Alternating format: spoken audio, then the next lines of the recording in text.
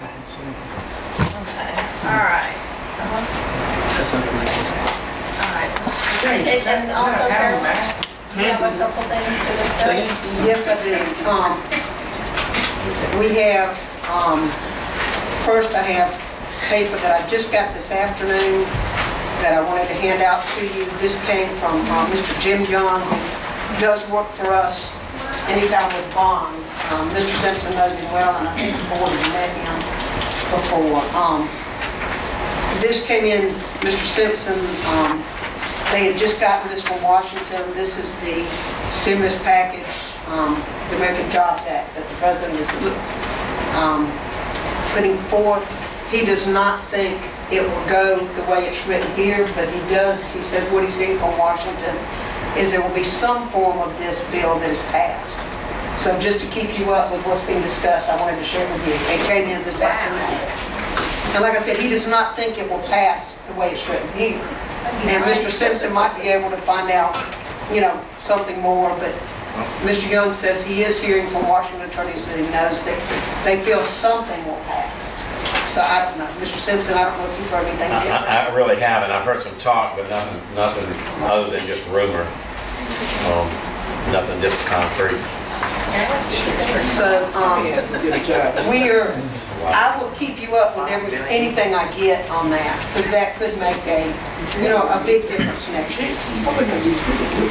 If y'all are wondering what we're discussing, this impact is saying that the state could receive significant millions of dollars to help support the 4,600 educators and first responders jobs, while improving classrooms, upgrading the schools to meet the 21st century. So these amounts there's two components of the American Job Act that would apply to schools, and one is to reverse layoffs, which would be like the jobs bill last year. And the second part is for school infrastructure. Like I said, this is what the President will be putting out there, and we'll see from there what goes on, okay? But that's the starting point. I'm sure there will be many versions, and we'll see what gets passed, but whenever I get anything, we will add that to what you have so we keep up with how it's going.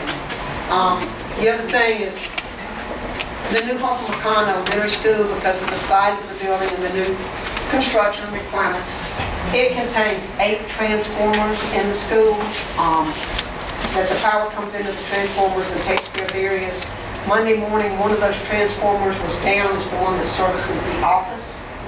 So the office hasn't had air. They have lights, but they weren't able to run any of their computers, no air, the bells, those things. Our maintenance department immediately got on to looking into it. It's going to take a new transformer. List price is $21,000, and talking to the contractors, we got quotes from 3 people. Looks like there's no warranty? The warranty is 18 months from the time it was purchased and it was put in place. We've been in the school a little over 18 months, and it was purchased about 6 months before that. Mississippi Power doesn't own that. But when you talk to the companies, the list price is 21, but the cost to us is less than 5, so it meets the requirement that we can just get quotes. Was there any reason why it went out? We don't know. They say it's probably just a faulty transformer. They said those should last for 2 to 3 decades. But my concern is there's 8 of them in the school. So our plan is we've been scrambling, trying to first make the school where they can use it. We are running electrical outlets. Our maintenance department has been working with our technology department, so we have the computer at the checkout. When you check out, when you push into the door, we have that computer up and running. We have the bell system up and running to meet the fire safety requirements. It's being done with outlets. There's no air in there, and the principals and the instructional coach and counselor to use computer, they've got to go to the computer lab. We have found the transformer to fit it, but it's going to take 3 days for it to get to this company, and then another 3 days to be shipped here.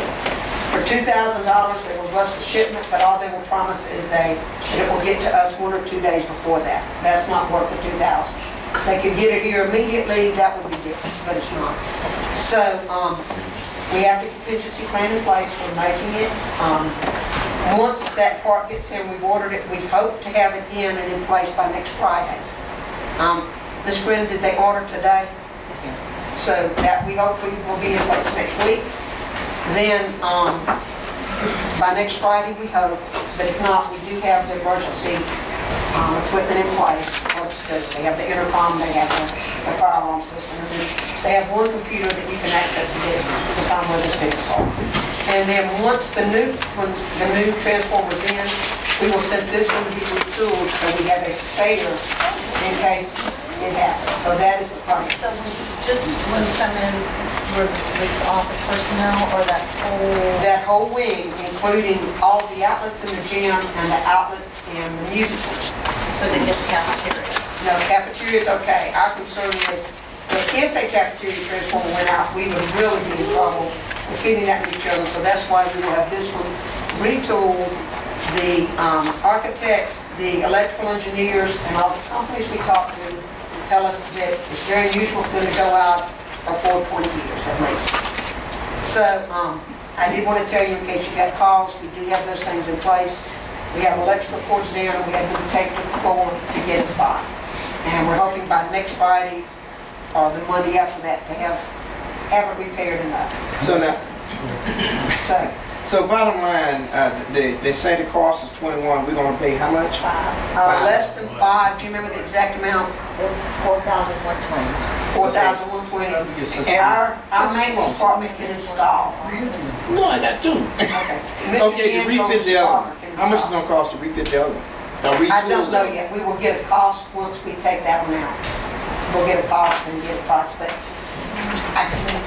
I don't know. Off the top of my head, I'm thinking 1,000 to 1,500, but I could be wrong. Is it normal for a school to have transformers? Is that the only? Yeah, when I looked into that, because I didn't understand, of course, what they were telling me Monday morning early, it is with the new construction and large buildings, that's the way they do the power supply. So part of the hospital, the new part of the hospital has transformers, I'm told. Those large public buildings, we have 8 transformers in the scope. In that particular? They came with the building, so that was part of the construction. But to replace it, you're looking at a little over 4,000 each. Now they tell us that it is very unusual, and we did talk to other places that have these transformers, and they've never had to replace one, and they've been in 10, 15 years. So it was just our luck that this one went bad, and it's out of warranty. So, you know, we will get a front price rebuilding it out before we send it off. But I think that's our best option, and that way we would have something. Our concern is that cafeteria would be there. And how would we feed 691 children for 2 weeks? So, yeah, so, you know, that's, but anyway, if you hear, that's what's going on there. So, and the other thing, Mr. Dabbs is in a volleyball game, but we have 2 national merit semifinalists at high school that are just been named, so that's wonderful. So they will go on now and compete for the finals level. So, Great. that's all on that. And, yes, we need Marcy. And volleyball team is winning. Yeah. Board members, as you know, I'm part of the Mississippi School Board Association training cadre as well. And I went to Jackson last Thursday for board training, the upcoming board training. And they were giving us some tidbits of information on things that we should focus on as we do our training this upcoming year. And one item that was brought to my attention is the Mississippi open meeting law. And that's one of your sessions, board meetings. One thing that was brought out on that is poll voting by our board members. You know, doing a poll vote telephonically, that's illegal. And yes. Can we ask a question? I thought if I called, it was legal. If we send an email, it's illegal now. It's the interpretation. Do you know, Mr. Simpson, or how does that work? You know, it has changed. Many times in the night. Yes. I was told the same thing he's saying at the when I was testing summer, that You can't do all either. poll voting was. Okay. Even though it's going to be ratified, the action that was approved was not done That's in the front July. of the That's the public. new July Exactly. variation in that Yes. law. Right. Then we will probably have to look at some things to see what we need to do so that we don't have to call special meetings. We'll see. The biggest Based problem I on, see are, So you can't do it on the field phone or email? right, anything that is going to generate an action that is going to be considered a majority of the members of the board approval must be done in open forum. So we have to be That's face to face to do it. Well, this is Or what about, where the public can hear it. Let's, you know, you can do telephone call-in now, as long as the public has the option or can hear the vote of the member that is not present or physically see them if you want to do it televised. Would you But it's check to on the that? point that you have to have it where the poll, it is open to the public. Why do they keep changing that? I think in July they changed it too. The law has always been, you know, 2 of you could call in, but we had that, to make a quorum, you had to have 3 noses in the building. 3 Right. people had to be in here. I think they changed that Yes, with they did. with telephonic where you didn't have to have 3. You could have 2 as long as you had them all on the phone. Right. Another school board attorney told me that, and I said, well, I don't want to Right. venture off into that, but but there I'll check and was, see. we were told that it was okay if we had something come up like, most of your poll votes are because there's a student trip that's an overnight, and I have to poll you, or somebody wants to use the facility and they get it in, well, there is a time before a board meeting, somebody can. They've always been meeting. And I mean, as far as so that's what I told for, and I was told that if you make a call, it was okay, but you can't send out an email. So, but apparently that's changed. That's changed as well. And now there is a penalty for violation, But there's always been a penalty, but now the penalty's on the guys. monetary for the board. Do we need to back well, up I'm and thinking we sit can here look and at the vote on policy. these Now poll I'm votes thinking that that we've we had in need, the last 2 well, or we 3 months? can't, Leave you it. haven't, But look at that law if you had- modify leave them the alone. authority of the administrator to include some of these bus trips and stuff like that. I need And- that And so what you and, need you to know, make a facility list. use, Right, if it's right. okay with the principal and athletic director, and they have their insurance, So- I probably Well, need to if be able if to. the law was approve that. changed to disallow polls, but to allow telephonic meetings, that may be the trade-off, that, well, she can't poll you, but she can call an emergency meeting in an hour and come in here and get on the speakerphone and call you all on the speaker and do it that way. It's cumbersome as it can be, but it does accomplish the public meeting purpose. I'll check it and find out, Right, sure. and you want I just haven't to looked at it. We'll look at last year's That we poll can modify. votes and see what we needed to do. Since But- July 1st, or what date? The law changed July 1st, yeah.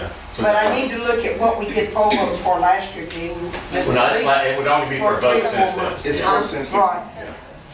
And then we need to look at what we might need to modify. And What we need to write in the way of policies to cover it. And maybe have one we can, all right, Those are the 2 main things. Is it fun, I guess, Jim, what kind of options do we have if we're not approving any kind of expenditure?